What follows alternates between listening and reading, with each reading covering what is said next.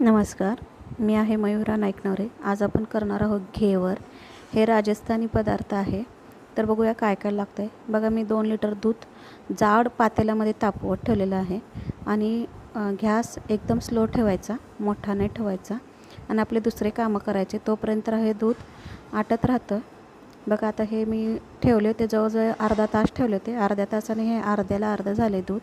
2 litre दूध होतं तर 1 लिटर झालेलं आहे. अजून थोडं आटवून घेऊया आपण. आटत आलं आहे थोडं थोडं. बघा, आटलं आहे, निम्म्याला निम्मं झालं. 1 लिटरपेक्षा पण कमी झालेलं आहे दूध. आता अजून थोडं आटवून घेऊ, म्हणजे व्यवस्थित छानपैकी रबडी तयार होईल. ह्याची घट्टपणा येईपर्यंत चांगलं आटवून घ्यायचं. बघा, हे घट्ट झालेलं आहे, चांगलं आटलेलं आहे. आता त्याच्यामध्ये साखर घालूया. मी मोजून फक्त 3 चमचे साखर घातले, कारण की घेवरमध्ये आपण साखरेचा पाक करणार आहोत त्याच्यामुळं. आणि थोडीशी वेलची पूड घातलेली आहे. साखरेचा पाक केल्यानंतर ना, त्याच्यावर घातल्यानंतर ना गोड होतं. मग ते काय म्हणतात त्याला, रबडी बी गोड म्हणल्यानंतर ना जास्त गोड होतं, म्हणून मी थोडीशी साखर घातली रबडीमध्ये. हे बघा तयार झाले. थंड झाल्यानंतर मी एवढी घट्ट झाली. फ्रीजमध्ये ठेवले नव्हते, आता फ्रीजमध्ये ठेवूया आपण. आता बघा, मी काढून घेतले. त्याच भांड्यामध्ये मी काय केले, 1 कप साखर घातलेली आहे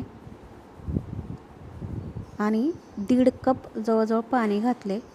साखर बुडून वरपर्यंत पाणी आले. आपल्याला पाक काही जास्त एक तारी वगैरे करायचं नाही. गुलाबजामुनला जसं चिकट करतो पाक, तेवढा चिकट करायचा आहे. एक तार वगैरे करण्याची काही गरज नाही आहे. आता ह्याच्यामध्ये मी घेवर करताना भरपूर टिप्स दिलेले आहेत, ते तुम्ही बघा.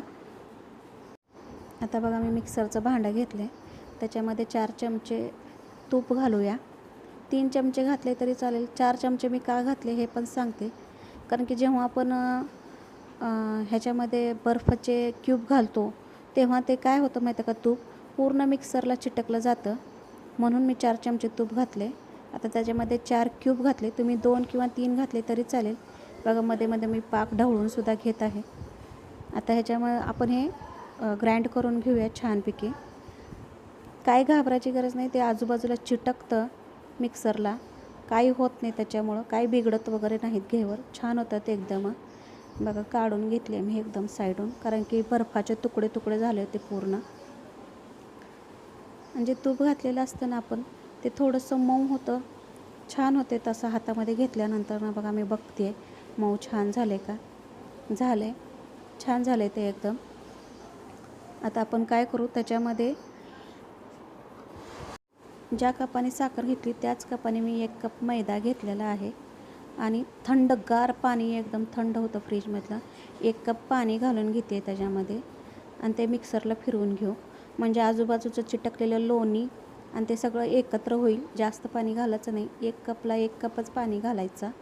तुम्ही कुठल्या पण मेजरमेंटने करू शकता, असं काही नाही की तेच मेजरमेंट पाहिजे वगैरे. बघा, छानपैकी दाटसरपणा आलेला आहे. आता मी त्याच्यामध्ये अजून थोडं पाणी घालते, अर्धा कप पाणी घालते अजून, आणि अजून मिक्सरला बारीक करून घेते. एक जीव झाले बघा ते सगळं साईडून. आणि का थंड पाणी घालतात ते पण मी तुम्हाला सांगते. का थंड पाणी घालतात, का त्याला थंड पाण्यामध्येच ते मिश्रण ठेवतात, तुम्हाला सांगते ते त्याचं कारण काय आहे. बघा, अजून मी अर्धा कप पाणी घालते त्याच्यामध्ये. थोडंसं अजून पातळपणा यायला पाहिजे, दाट झालं ते खूप. आणि ह्याच्यामध्ये खूप पातळ करायचं आहे आपल्याला ते मिश्रण, दाटसर अजिबात नको. आणि का पातळ करायचं ते पण सांगते. कारण की जेव्हा आपण गरम तेलामध्ये ते घालतो, तेव्हा ते आपलं एकदम गरम तेल असतं, मग त्याच्या काय होतं, भज्यासारखे मोठे मोठे तुकडे तयार होतात. म्हणून हे मिश्रण जेवढं शक्य होईल पातळ, तेवढं पातळ करायचं. बघा, आता हे पातळ झालं आहे.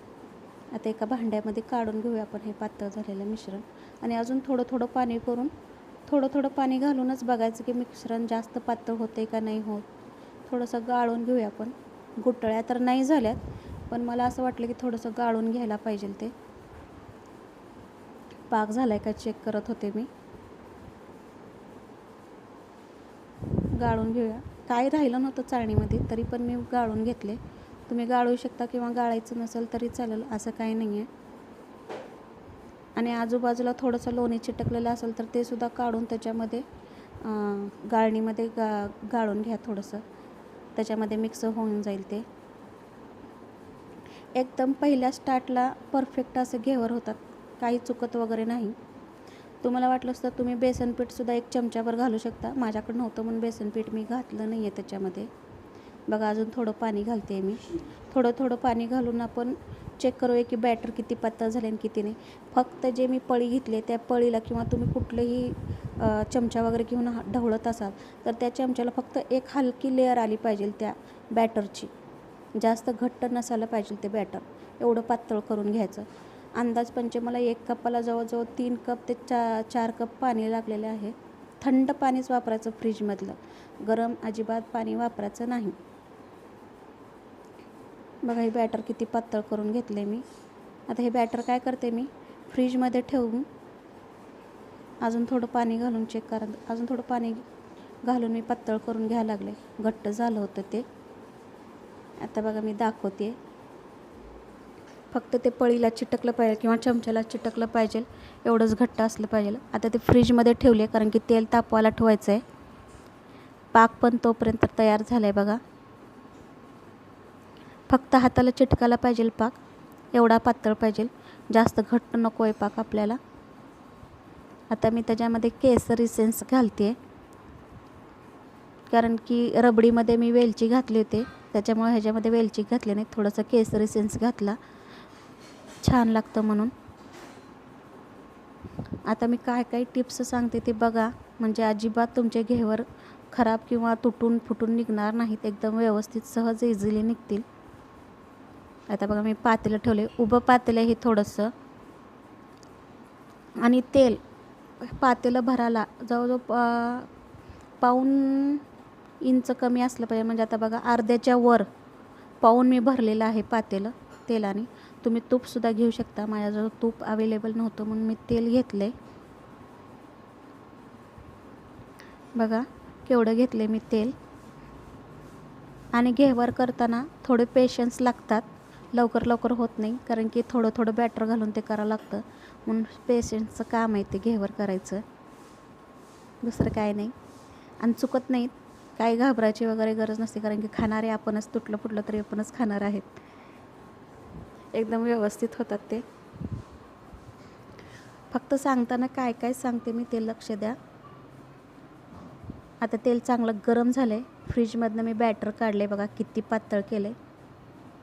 थोडं घट्ट वाटत असेल तर अजून थोडंसं पाणी घातलं तरी चालेल.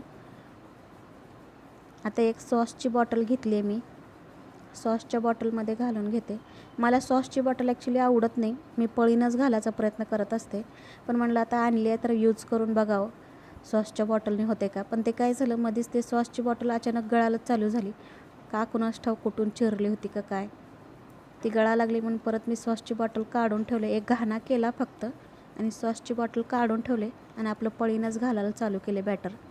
आता हे तेल माझं जास्त आहे, त्याच्यामुळं मी हे खालून जरी सोडलं तर खाली जाऊन चिटकणार नाही हे बॅटर.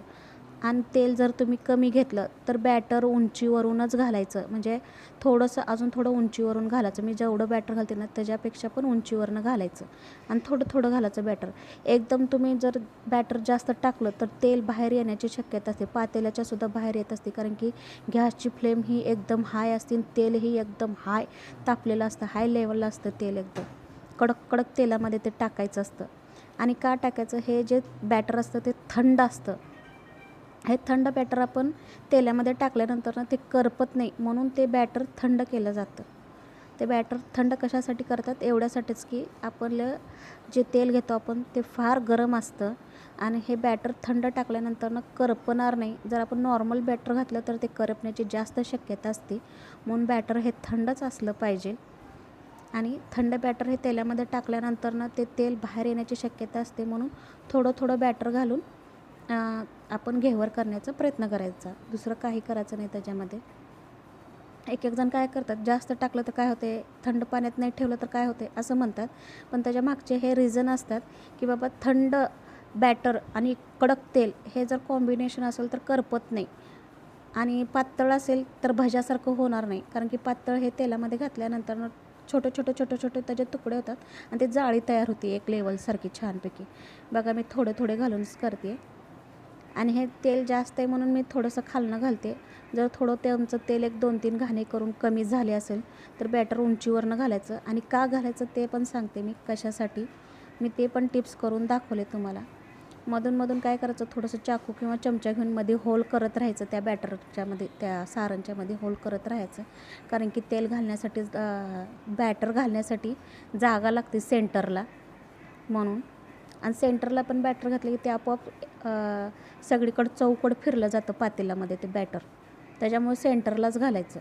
आणि गॅस मोठाच ठेवायचा, बारीक ठेवायचा नाही गॅस. मिडियम म्हणजे आपलं भांडं केवढं आहे, मोठं आहे का लहान आहे त्याप्रमाणे आपण गॅसची जी फ्लेम आहे ते कमी जास्त ठेवायची. कारण की हाय फ्लेमवरच हे करतात जास्त करून.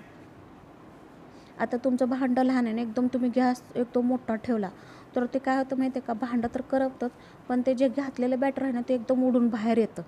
त्याच्यामुळे जेवढं गॅसचं आपलं भांडं आहे ना तेवढंच ती गॅसची फ्लेम ठेवा. साध्या आणि सोप्या भाषेत मी सगळ्या गोष्टी सांगते तुम्हाला. कारण की जेणेकरून चुकू नये. काय जण काय म्हणतात की केलं पण आमचं हे असं झालं तसं झालं परत म्हणत बसतात. म्हणून मी सांगते. बघा झालं आहे ते. आता ते खाली जरा तेलात डीप करून घेते. चांगलं तळलं पाहिजे ते. काढूनसुद्धा दाखवते. काही तुटत नाहीत, फुटत नाहीत, काहीसुद्धा होत नाहीत. एकदम नाजूक आणि हलके होतात. एवढे छान होतात ना की बास सांगायला सोय नाही.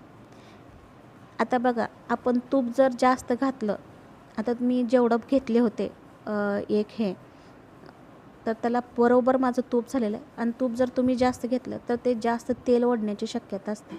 म्हणून आपण जेवढं घेतो शक्यतो तो तूप कमीच घ्या. बघा आता मी ते सॉसची बॉटल काढून टाकले कारण की त्याच्यामधनं बॅटर बाहेर यायला लागलं होतं. पळीनेच घालायला चालू केले. आपलं नेहमी कसं मी पळीनं घालते तसंच. आता माझं तेल जास्त आहे म्हणून मी खालून पळीनं घालते. आता ते पण दाखवते तुम्हाला. आता हे पळीनं घालून दाखवावं लागले. मी तुम्हाला का दाखवावं लागले ते सांगते. एवढ्या खालून जर आपण घातलं, आता एक जण म्हणतात तेल फार उडायला लागलं बाबा, वरून नाही घालणार मी, खालूनच घालते.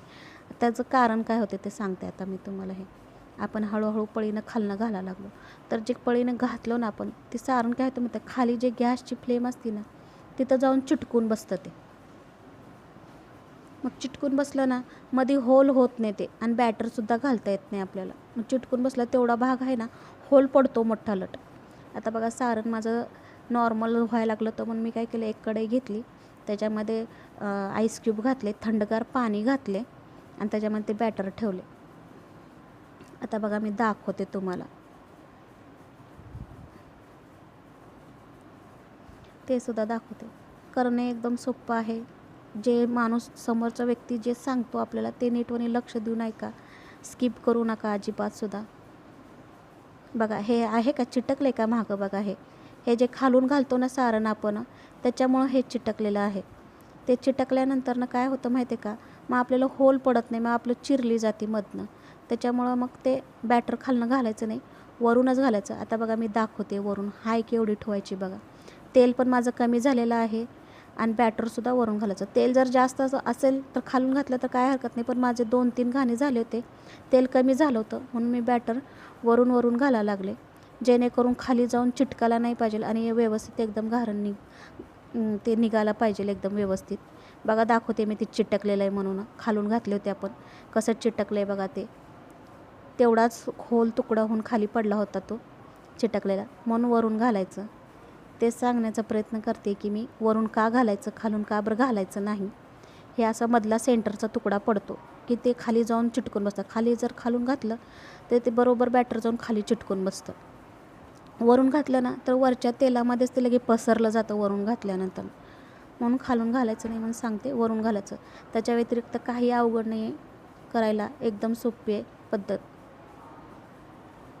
आता एक जण म्हणतात आम्ही असं केलं तर असं झालं बघा, म्हणून सांगण्यासाठी खास करून मी खालून घालून दाखवलं ते तुम्हाला मगाशी. आता वरूनच घालायचं प्रत्येक वेळेस. थोडंच घालायचं, नाहीतर तेल बाहेर येण्याची शक्यता असते. हे का सांगते मी, अनुभव हा माणसाचा सगळ्यात मोठा गुरु असतो असं म्हणतात. हे अनुभवानेच शिकले आहे मी सगळ्या गोष्टी. म्हणून सांगते की थोडंच घाला, वरून घाला, जेणेकरून खाली जाऊन चिटकणार नाही.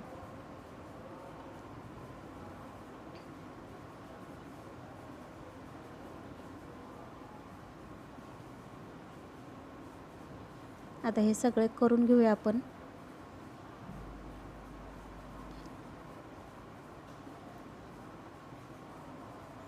आता बघा झालं आहे माझं हे करून सगळं. कसं निघालं आहे बघा, मी वरून घातल्यानंतर चिटकले का आता बॅक साईडला एक्स्ट्राचं तरी काहीतरी चिटकले का ते खालच्या साईडला. मध्ये बरोबर होल पडतं, एकदम छान घेवर होतात. ते दाखवण्यासाठी तुम्हाला मी घालून दाखवलं होतं.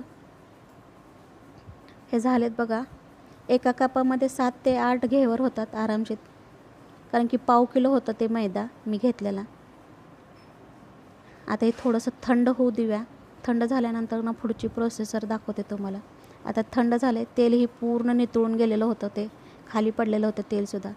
हित केलेली रबडी मी काढून घेतले. ते थंडगार रबडी आहे. आणि ते पाक होता साखरेचा पाक. आधी साखरेचा पाक घालून घेऊया पूर्ण त्याच्यावर. आणि बॅटर हे थंड पाण्यातच ठेवा. मी त्याच्या मागचं रिझनसुद्धा तुम्हाला सांगितलेलं आहे. नॉर्मल करून अजिबात घेवर करायला जाऊ नका, नाहीतर करपण्याची शक्यता आहे. कारण की आपला गॅसचा फ्लेम हा मोठा असतो आणि मग ते घेवर जळून जातात. म्हणून पूर्ण थंडच पाहिजे करताना आपण बॅटर. आता बघा पाक मी सगळीकडे घालून घेतलेला आहे. आता त्याच्यावर आपण हे केलेलं घालून घेऊया.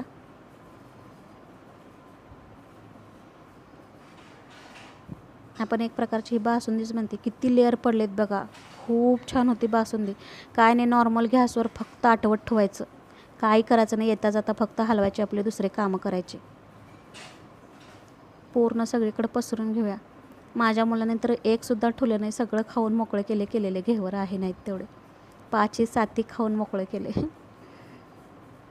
मुलांना आवडतं असं काही नवीन गोष्टी केल्या तर. खास करून आता उद्या कृष्ण जन्माष्टमी आहे म्हणून मी केले होते, पण ते संपले. आता दुसरं काय तर मला परत बनवावं लागेल. नवीन वस्तू मुलांना खायला आवडतात. हे राजस्थानी स्पेशल आहे हे. आता आपण त्याच्यावर ड्रायफ्रूट्स घेऊया. माझ्याजवळ फक्त बदाम आणि काजूच होते. तुमच्याजवळ पिस्ता वगैरे असेल तर तुम्ही घालून घ्या, छान लागतात आणि डेकोरेशनलासुद्धा छान दिसतं ते एकदम.